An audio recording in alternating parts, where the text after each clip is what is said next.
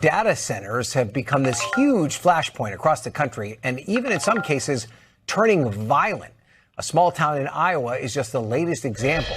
Take a look. City leaders delayed this meeting after receiving online death threats over a proposed plan to build a new data center in town.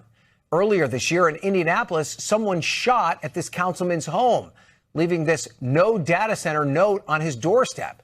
Tom Winter's been following this and has more on the troubling trend.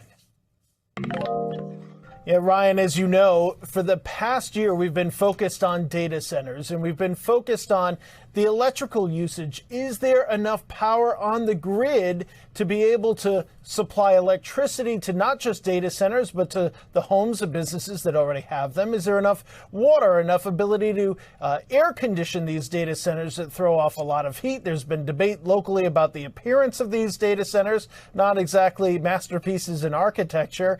And there's even been, just as recently as this week, discussions about the financing of data centers raised by Pennsylvania Governor Josh Shapiro.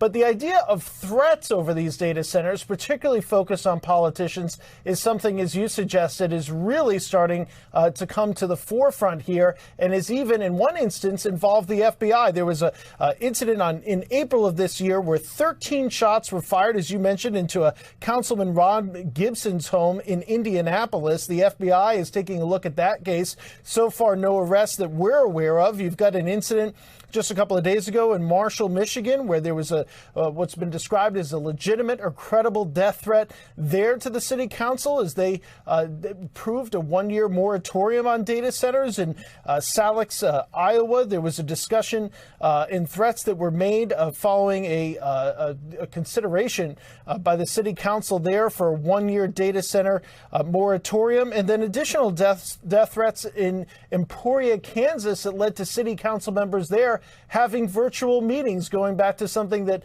hadn't happened, according to people commenting on that decision in the community, hadn't happened going back to COVID. So there are definitely now threats about this. The political violence has been well covered over the last couple of years, and now the question is really the data center issue the key lightning rod here going forward? And are we going to see more threats, and are there going to be arrests as a result of that? It just points to the fact that this is really becoming a heated debate.